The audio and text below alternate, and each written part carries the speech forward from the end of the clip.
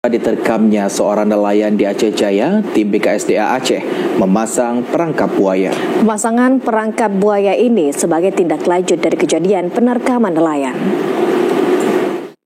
Balai Konservasi Sumber Daya Alam Provinsi Aceh memasang perangkap buaya di area aliran sungai Desa Gampong Baru Sayung, Kecamatan Setiabakti, Kabupaten Aceh Jaya. Pemasangan perangkap buaya ini sebagai tindak lanjut setelah adanya nelayan yang diterkam buaya beberapa hari lalu.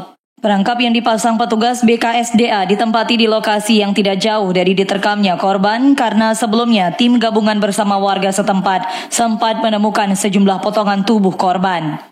Pihak petugas menduga buaya yang menyerang nelayan masih berada tak jauh dari kejadian, sehingga sudah seharusnya buaya tersebut dipindahkan ke tempat lain sehingga ke depan tidak lagi menimbulkan korban, terutama para nelayan yang selama ini beraktivitas di aliran sungai. Kepala Resor BKSDA Kabupaten Aceh Jaya Supriyadi menjelaskan adanya kasus penerkaman nelayan ini telah mengancam warga sekitar, sehingga penanganan dipasangnya perangkap ini dapat menjadi salah satu solusi. Kami mendapatkan informasi itu kemarin hari Jumat itu kita sudah melakukan secara manual untuk pencarian bersama tim yang ada dari Basarnas, juga ada melibatkan dari TNI, dari Polri.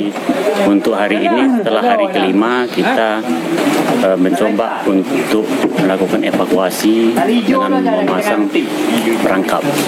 Sungai Sayung yang berada di Desa Gampong Baru, Kecamatan Setiabakti merupakan tempat habitat buaya.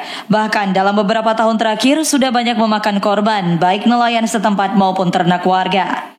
Dari Aceh Jaya, Musliadi, TVRI Aceh melaporkan.